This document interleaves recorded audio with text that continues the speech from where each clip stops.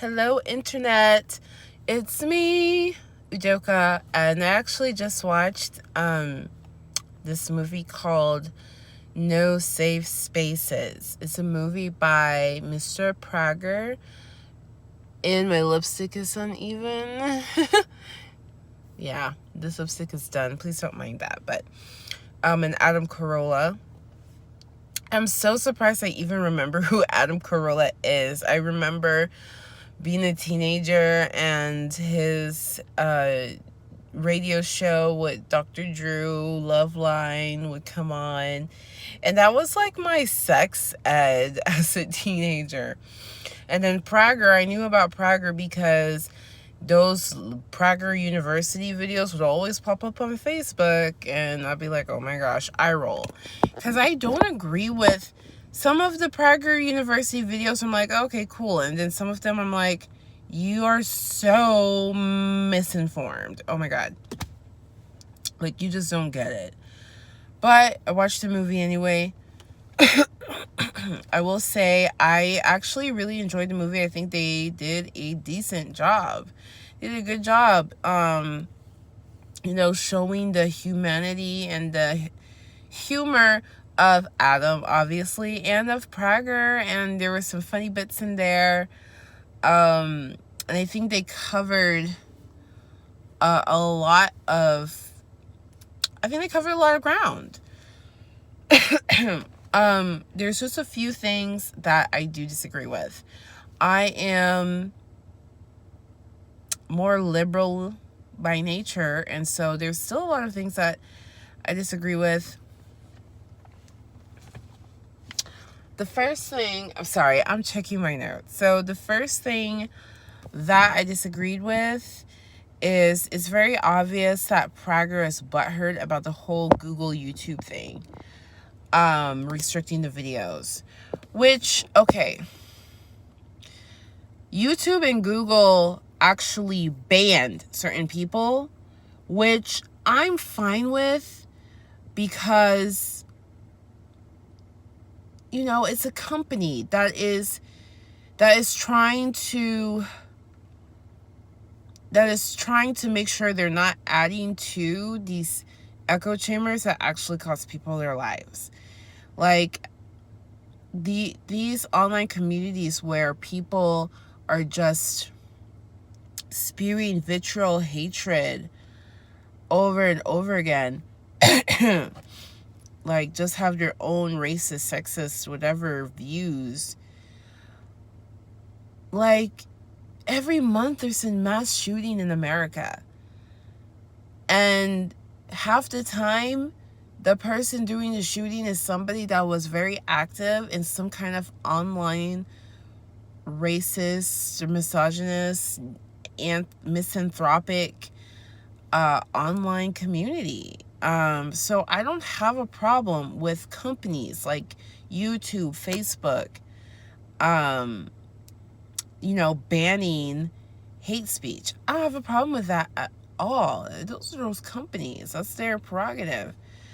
I do understand the need for, hey, let's regulate this because, it's been shown that, there is a bit of an agenda. There is an agenda, especially with the Facebook. There's an agenda. So if there's going to be an agenda, then definitely needs some regulation. But the PragerU stuff being restricted, that's just, oh my God, dude. That is just a YouTube algorithm. And YouTube is just doing that to save their own ass. It's not just you, Prager.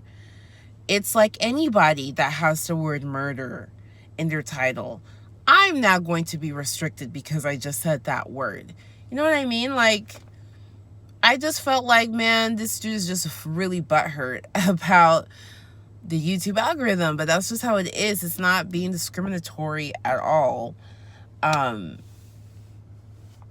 It's just a blanket algorithm, and you posting videos with those certain words in it, the algorithm is going to do what it does.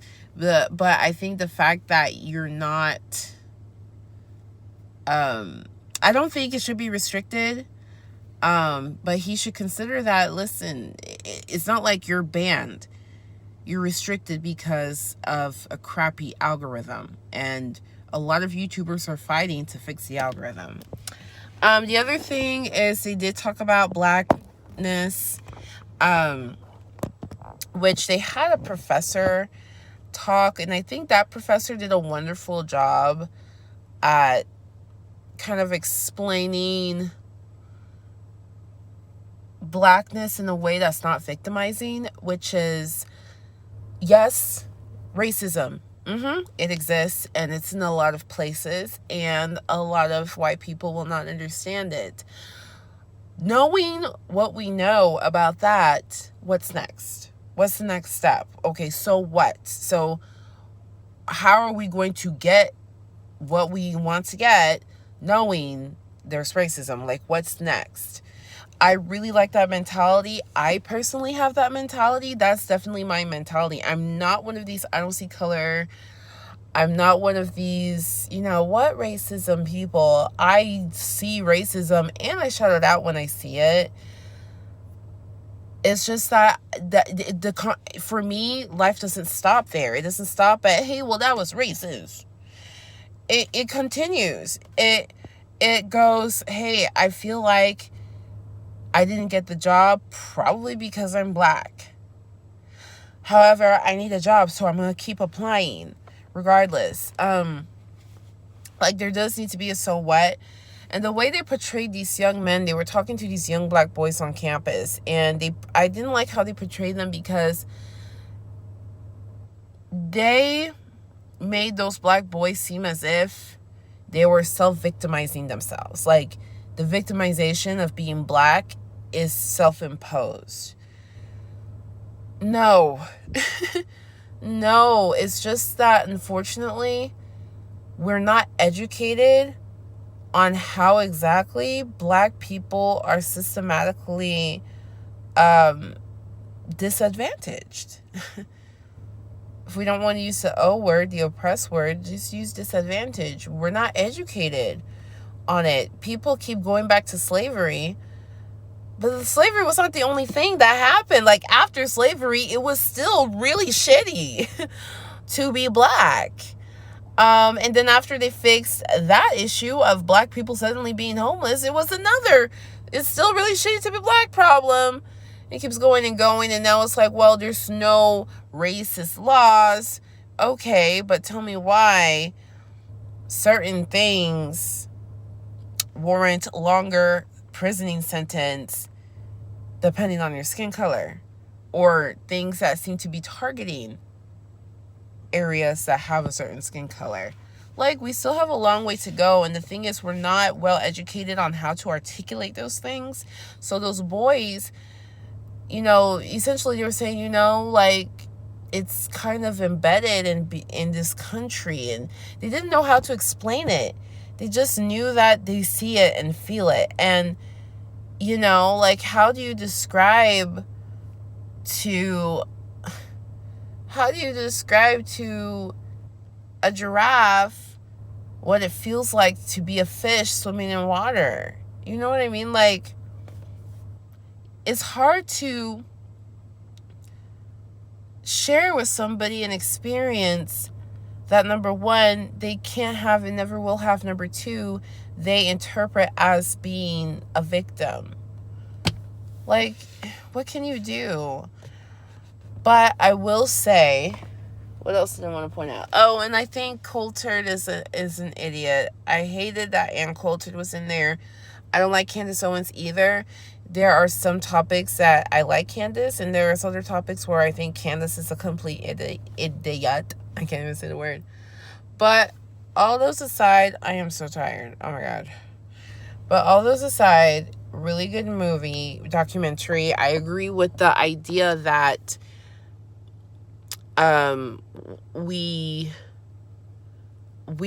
have to have free speech, and we have to encourage debate. And I'll tell you, the reason why the left doesn't like free speech to have hate speech is just because they're afraid of They're afraid of oppression becoming real. Like, beyond those words hurt my feelings, they're afraid of those words hurt my feelings, and also you're preventing me from working, from getting a decent job even though I'm qualified. That's what our generation is afraid of. And the other thing is, encourage debates, but I also 100% believe in, hey, young people revolt. I mean, that's how our nation was born. Revolution. Even our founding fathers believe that every generation needs to have their own revolution. So I think the revolts, the riots, all those things are a part of the discussion. It's a part of it. Exercising your right to protest is a part of the discussion. And I think that the right doesn't really open their mind to understanding what's going on with the left. They just see crazy stuff. They just see Antifa. They just see, oh my gosh, they broke the Starbucks windows. They just see this crazy stuff. They see outrage culture. They see cancel culture.